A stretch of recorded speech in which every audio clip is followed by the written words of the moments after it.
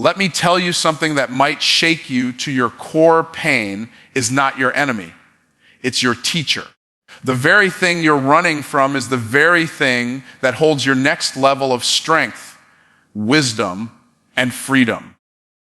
Acknowledge the pain, because what you refuse to face will continue to chase you. Many people spend their lives running from the very experiences that shape them, trying to bury hurt deep beneath distractions, busy schedules, or even forced smiles. But the truth is, pain does not disappear when ignored. It grows roots in the silence of denial. When you suppress it, you allow it to control you in hidden ways. To acknowledge the pain is not weakness. It is the first act of strength, the first step toward reclaiming control over your own story. When you admit it hurt, you shatter the illusion that pretending makes it easier. Pretending only prolongs the cycle of suffering. Saying, "It hurt me," is not a declaration of defeat, but a declaration of courage. It takes bravery to point to the wound and say, "Here is where it happened. Here is what it cost me." That acknowledgement breaks the power of shame, because shame thrives in secrecy. Once the light of truth shines on pain, healing becomes possible. Pain acknowledged begins to lose its sting. Think about how a doctor treats an injury. He cannot heal what you refuse to reveal. If you keep the wound covered and hidden, infection sets in. But when you open it, when you allow it to be seen, it can be cleaned, treated, and restored. Your heart works the same way. The longer you deny the hurt, the deeper the infection of bitterness, anger, and regret becomes. Facing the truth may sting at first, but it is the sting of medicine, not the sting of poison. Acknowledging the pain gives your emotions permission to exist. Too often people believe that feeling deeply makes them fragile, but in reality, the strongest people are those who dare to feel and not shut down. Emotions are signals. They tell you where healing is needed, where boundaries were crossed, where love was betrayed, where dreams were broken. Ignoring those signals is like ignoring a fire alarm in your own house. Facing them may feel uncomfortable, but it is the only way to put out the flames. When you acknowledge the pain, you also honor yourself. You are saying, what I went through mattered, what I lost mattered, what I felt mattered. That kind of honesty prevents you from diminishing your own worth.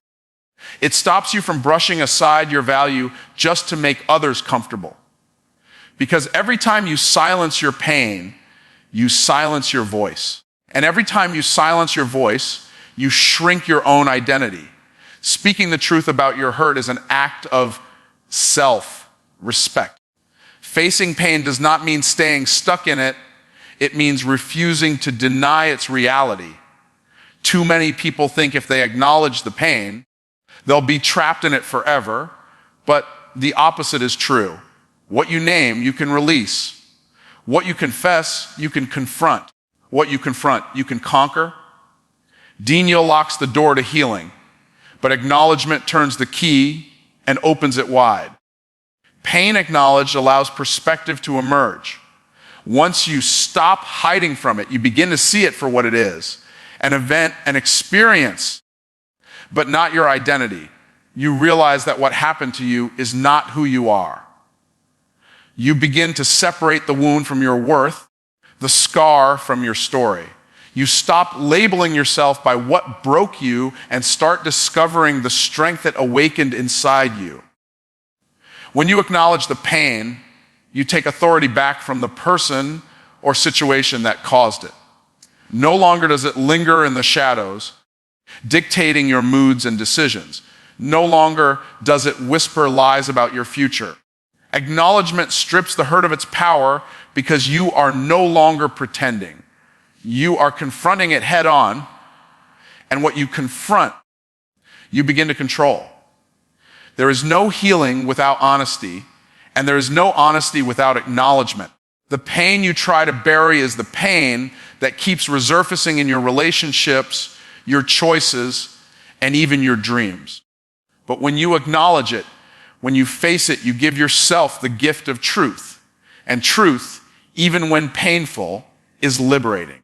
To acknowledge the pain is to finally breathe without holding your breath, to finally stand without shaking, to finally admit that what you went through left a mark, but not a death sentence. It is the doorway to everything else. Healing, growth, freedom, and new beginnings all start with those simple words. It hurt. Trust the healing process, because true restoration doesn't happen overnight. It unfolds step by step. Healing is not an instant event. It's a journey that requires patience, faith, and endurance. The wound may not close the moment you decide to heal, but every day you choose to lean into it. Progress is happening in ways you can't always see. Just like a seed hidden beneath the soil begins to sprout roots before breaking through the surface. Your healing begins long before it shows on the outside. The process is not always beautiful. Sometimes healing looks like tears you didn't want to cry, nights where sleep doesn't come, or days where old memories resurface and sting again. That doesn't mean you're going backwards. It means the wound is still being cleaned. Pain that resurfaces during healing is not a sign of failure, but a sign that something deep is shifting. You must trust that even when it feels messy, it is still movement. Trusting the healing process also means accepting that time is your ally, not your enemy. You cannot rush what was meant to unfold gradually. Just as a broken bone needs time in a cast to realign and strengthen, your heart needs time in stillness and reflection to mend properly. If you force it too quickly, you risk reopening the wound. Healing takes as long as it takes, and rushing it only prolongs the suffering. Part of trusting the process is allowing yourself to rest. Healing is not only about effort, it is about surrender. Sometimes you will need to stop fighting, stop analyzing, stop trying to control every step, and simply allow the process to carry you. Rest is not laziness, it is medicine. It is in those moments of quiet that your spirit gathers strength, your emotions settle, and your perspective sharpens. Healing demands honesty. You cannot trust the process if you are hiding from the truth. You must face the reality of what happened, the depth of the wound, and the role it played in your life. But here's the beauty. When you lean into honesty, you free yourself from illusion. And the process of healing can only begin where truth resides. Lies delay progress, but truth clears the path. Trust requires believing that pain has purpose. Every scar carries wisdom. Every broken piece reveals a lesson. The process is not about returning to who you were before. It is about becoming stronger, wiser, and more resilient than you imagined. When you allow yourself to heal, you realize the wound didn't come to destroy you, it came to shape you. Healing teaches you patience, empathy, and strength in ways nothing else can. There will be days when you feel like you're making no progress, but trust that healing often works in silence. Just because you can't measure, it doesn't mean it isn't happening. The body doesn't announce when it's regenerating cells, but it does. In the same way, your soul doesn't always announce when it's mending, but it is. Trust is choosing to believe in what you cannot yet see. Healing also means forgiving yourself for setbacks. There will be moments where the pain flares up, where the memory cuts deep again, and you'll feel like you're back at the beginning. But setbacks are not failures. They are reminders of how human the process is. You must be gentle with yourself, knowing that even with setbacks, you are still further along than when you started. Progress is rarely a straight line, it is a winding road. To trust the healing process is to stop comparing your journey to anyone else's. What takes one person months may take another years, and that does not make your path less valid.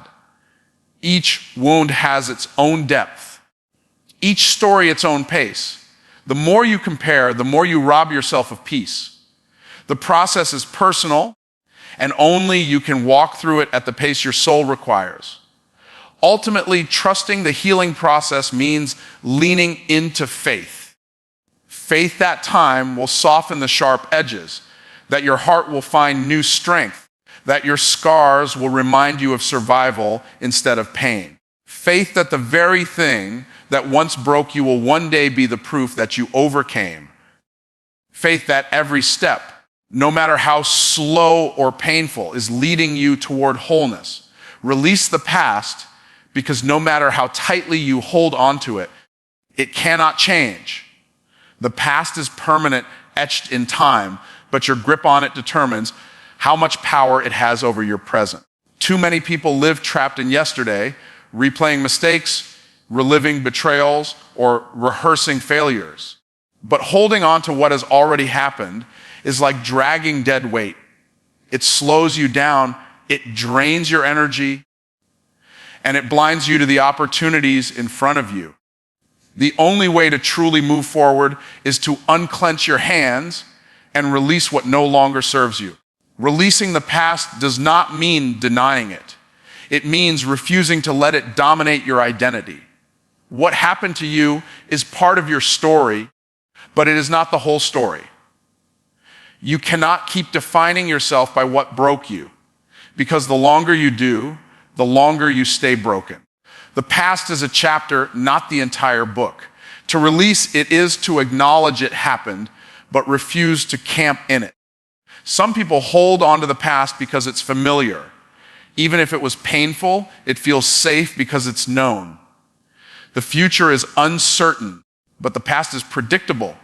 It cannot surprise you anymore. That's why so many cling to it. But safety is not freedom. You can't step into a new season while chained to the comfort of old wounds. The past may feel like home, but is a prison disguised as shelter. Releasing it is the key that opens the door.